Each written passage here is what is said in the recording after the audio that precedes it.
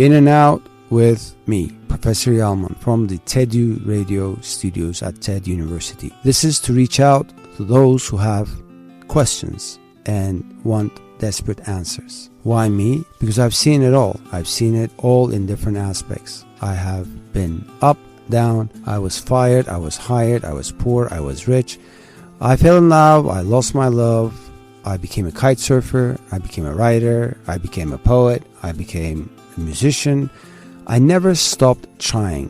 At the end of the day, I never stopped trying. I never lost my hope. There was always a pinnacle in my life where the answers to those questions came. And if those answers are not coming by themselves, here's your chance to ask us. Ask us and I will answer them. As I say, life can get even or you can get a 7. So a 7 you can get much easier, not just believing in luck, but being persistently pursuing your path, which is your authentic path. Ask the questions. In and Out with Professor Yalman every week on Thursday with you. In and Out with Professor Yalman. Here we are with a new episode from Radio TEDU, TED University Studios in Ankara. And we have who with us? I'm Tuna. Tuna, welcome to our studios. Thank you. How are you? I'm good. What about you? I'm great. I'm always great when I find the opportunity to meet new souls with their new questions. Go ahead. Let us know you first of all. So, Okay. what are you studying? I'm studying of computer engineering. Okay. Yeah, and also I'm interested with developing AI technologies and software development. So the hot topic that everybody's talking right now. And also today's questions about further one. Excellent. Yeah. Let me ask you a question since I got the expert on this. No, I'm not expert. Well, okay. I'll try but my best. your generation is more of an expert on this than our generation. So, what do you think about DeepSeek? Yeah, recently it's become popular, but it's very powerful, but also it's very cheaper than ChatGPT or United States AI technologies. But we will see what's gonna happen. It's not clear actually now. Is it difficult to develop an AI technology? Like, for example, if Turkey would have decided today to develop an AI technology, is it expensive? Yes, not hard, but it's very expensive because you need to keep these datas, and also you need a lot of computers as well, and you need money. So Yes. there is going to be a new way or format or platform of competition in the world. You know? Yes, yeah, actually. Also, most popular companies like Nvidia, Apple, Sony are working for like that. And also they're trying to keep their data in more cheaper way. That's actually AI. Let me ask you another question before you Yeah. ask me questions. Do you think students should be allowed to use AI in the classes? Yes. Why? Because it makes easier for everything. And also, I think most of the tasks are waste of time in our class. See, that's what I like. An honest Yeah. person, of course. I mean, I agree with you. That's why in my classes, any form of AI is welcome. Yes. I think that's the way to go. And I think we should be learning how to use AI to our own benefit. Exactly. Because if we don't, it's like foregoing a tool that is there for everybody, but we don't know how to use it. Okay, these were my questions for you since I got a computer engineering student in front of me. Let me hear your questions.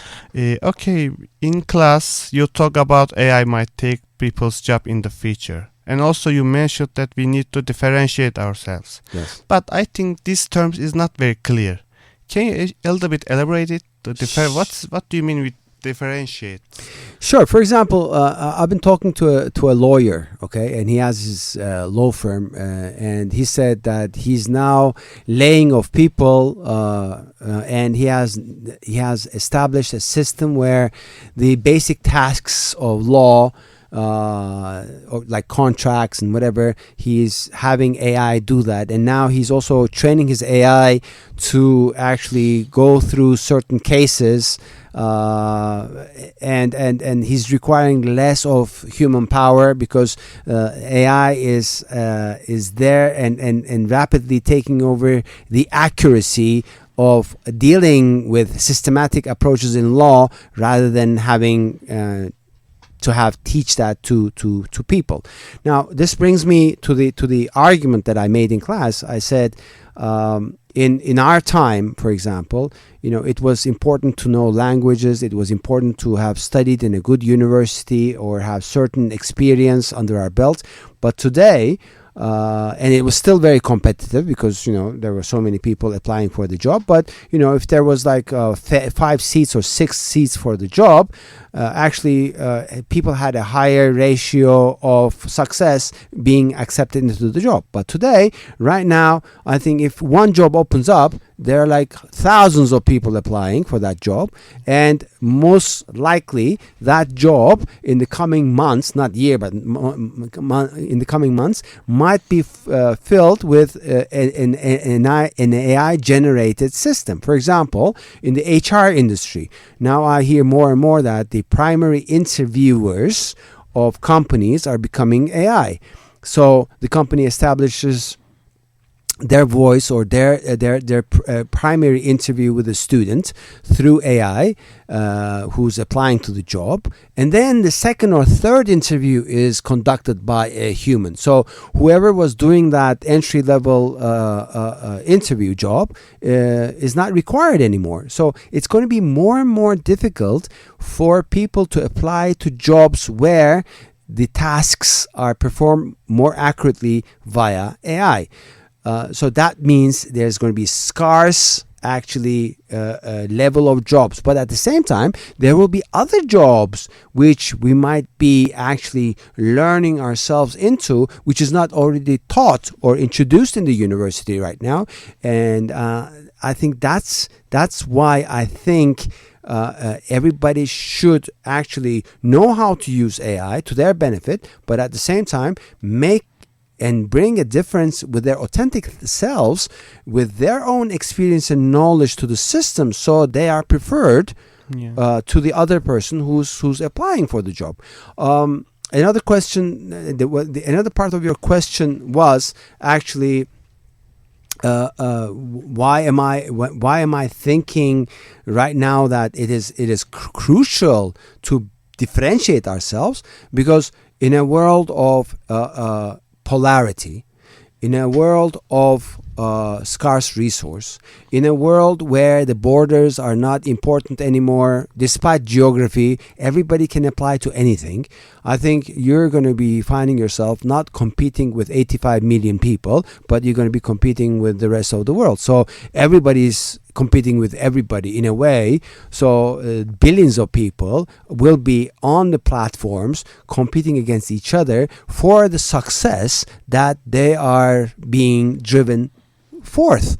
That's why I think the element of authenticity and awareness will be a must before any diploma, before any nationality, before any passport. I think those people will be the ones who will be preferred, no matter what they believe in, no matter what their race is, no matter where they live, etc.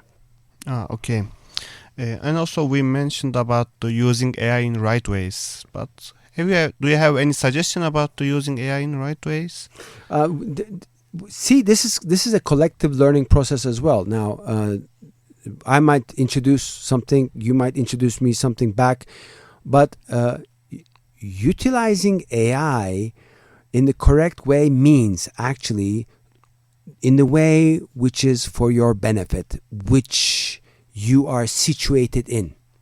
For example, if you're actually working as an executive and you're in management, AI should be an assistant for you in the way you manage those people in the company. So you have to train the AI to actually feed you back with systems of control, with systems of creativity, with systems of sustainability, with systems of efficiency, and double checking on certain things. But it will only happen in a tailored way if you train it.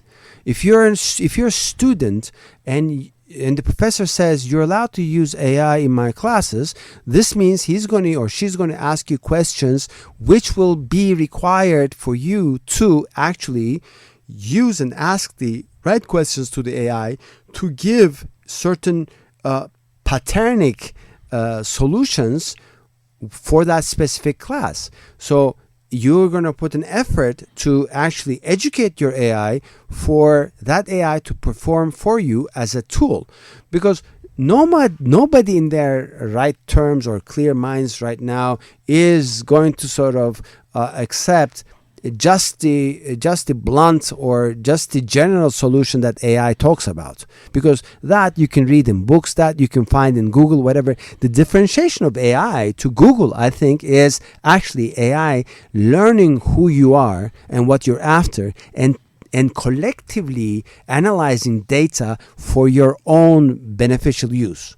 That's why I think the proper use of AI is actually educating the tool so that it gives you the benefit of pace, being fast, the benefit of richness in terms of variety, and the benefit of effectivity in terms of efficiency in the introduction of collective wisdom it provides to you. Also, how do you think we can use artificial intelligence to expand our perspective and improve our interpersonal communication in business? Because in these days, the communication skills are the most important point in our jobs. But just not computer engineering, and also another parts for the another parts is important also. I think AI is a great tool of summarizing, both visual AI, both textual AI or voice AI or whatever. You know, it's a great tool of summarizing. It's a great tool of giving you a practical solution for a lot of tasks that you're trying to perform.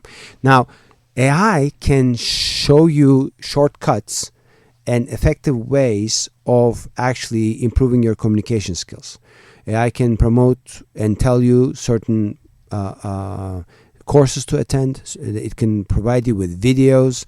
It can give you shortcuts of how to make better presentations than you are already doing. Or it could also, if you give it the right information, it can even create things for you for the audience specific purpose. For example, if you're talking to an audience of coders, it can provide you with a language that they will have ease of understanding, whereas if you're talking to politicians, it will give you a language where, and examples in your speech, where it will give you the benefit of reaching out to them from the perspective that they will understand. Because communication is something which is very, very personal. Yeah. If you want to communicate your idea across, if you want to communicate your perspective across, if you want to communicate your knowledge across, you need to understand who and what the audience is. So if you don't understand the audience, if you don't understand the language of the audience, and this language doesn't have to be Russian, Turkish, English, whatever, it could be actually a very technical language. So if you don't understand the way their brain power is being utilized to analyze what you're saying, your communication efficiency will drop. But if you do understand, your communication efficiency will go up. So then you will leave that audience with very efficient communication, maybe you sold your you sold your idea to them, and you're going to make $1 million, or you're gonna come out of that room with efficient communication where you are being hired. That's why I think AI, if you give them the right information about the audience as well, will sort of reshape your way of communicating to them for the benefit of you and them, for them to for them to grasp you much faster in a very practical way, that it would have been in the past more difficult for you to sort of put together. Yeah. We talk about the effects of the AI in communication, but also I'd like to continue with the effects of perspective parts, our approach. Do you think AI will influence and shape our approach to the events and also points? Now there's a lot of ethics going on, what AI should do, can do, and shouldn't do, whatever. So I think part of this question requires an answer from the ethical part. Yeah. So if you ask, for example, AI a question like, how can I rob a bank? It doesn't tell you. But if you ask AI a question like, I'm writing a novel on criminology, and there's the suspense, and certain people are robbing a bank, how should the scenario flow? It gives you an answer. So I think this will be in the hands of two parties. Number one, it will be in the hand of actually the society who's designing the AI and putting the rules. And in Paris, actually, there was this regulatory meeting last week where a lot of national leaders came together, and they're talking about the rules and regulations for AI. But at the same time, it's going to be within the own consciousness of the person himself or herself, as they are trying to sort of manipulate certain shortcuts which they want to achieve through AI. So I think this question will remain an ethical one until the day where we decide what we want to do. We can, as I said in my previous program, we can prepare as humanity our apocalypse, or we can prepare as humanity a very prosperous life, utilizing all the benefits which is under our fingertips.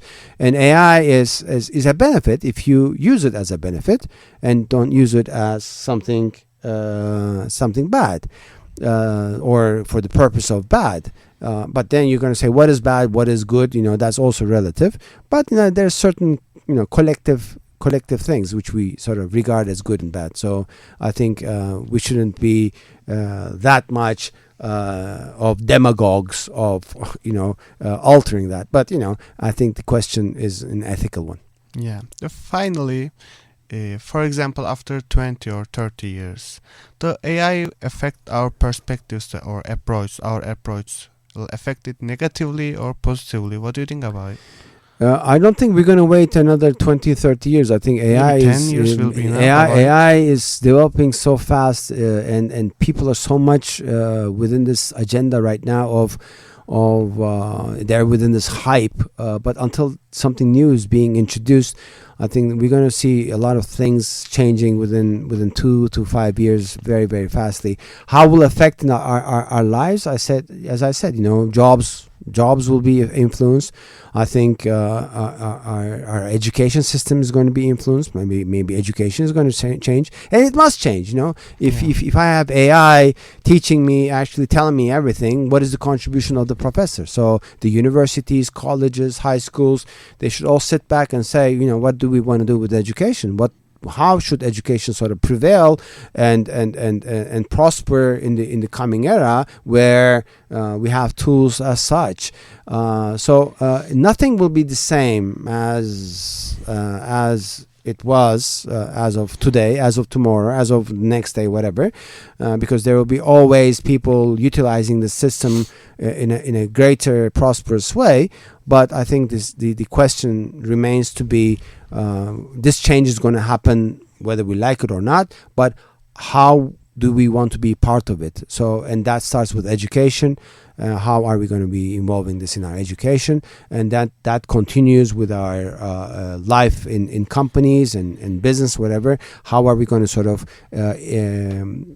sort of implement this, adopt into this with our business lives, and also that's going to include our family lives as well, how we want to integrate AI or living with AI in our family lives. So are we going to be part of the machine, or are we going to use the machine for our own benefit, or are we going to let the machine take over as in Terminator movies? It's about the balance. It's about balance, yeah. Yeah, but some professors think about it prevents to expand our perspective, but you think differently. As I see. think it doesn't prevent, it even enables us to expand our perspective, and it will, because it doesn't matter what class you're taking. As soon as you graduate from the university, you're going to have to learn to use AI this way or another way. Yeah, the critical point is how we use it. Yeah. The critical point is how we boost, actually, not machine learning, but learning how to learn.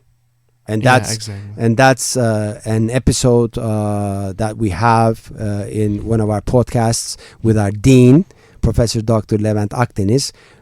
We spoke with them on how actually we can learn how to learn in our entire lifespan. Thank you very much for attending. Thank you. It was great to know you, and follow us at Radio TEDU, Professor Yalman, in and out. We are on Spotify, but at the same time you can reach to our programs through our website. And from the Ankara studios, TED University, Radio TEDU, in and out with Professor Yalman on AI and the development of AI from the perspectives of a student who's in computer engineering. Thank you very much for attending, Thank you too. and have a great week.